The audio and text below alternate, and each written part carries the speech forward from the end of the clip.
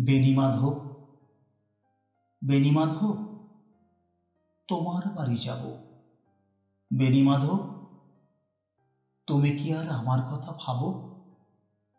বেণীমাধব, মোহনবাসী তোমাল তরুতলে বাজিয়েছিলে, আমি তখন মালতী স্কুলে ডেস্কে বসে অঙ্ক করি। ছোট্ট ক্লাস ঘর, বাইরে দিদিমণির পাশে দিদিমণির বর। আমি তখন নবম শ্রেণী, আমি তখন শাড়ি। আলাপ হলো বেণীমাধব সুলেখাদের বাড়ি। বেণীমাধব, বেণীমাধব, লেখাপড়াই ভালো। শহর থেকে বেড়াতে এলে আমার রং কালো।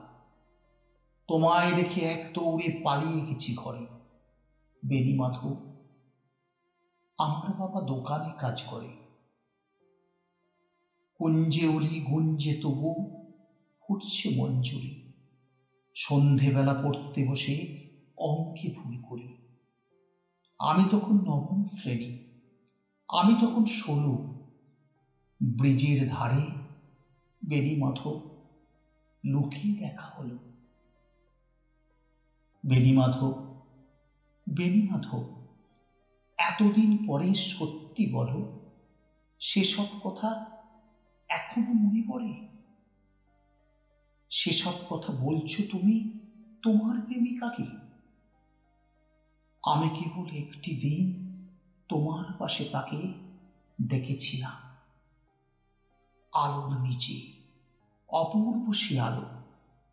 স্বীকার করি, দুজনকেই মানিয়েছিল ভালো।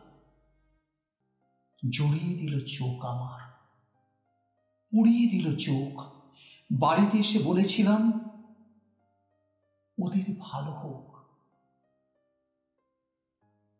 রাতে এখন ঘুমোতে যায় একতলার ঘরে। মেঝের উপর বিছানা পাতা, জ্যোৎস্না এসে পড়ে। আমার পরে জীবন ছিল চোরাপথের বাঁকে মিলিয়ে গেছে। জানি না আজ কার সঙ্গে থাকে। আজ জুটেছে, কাল কি হবে?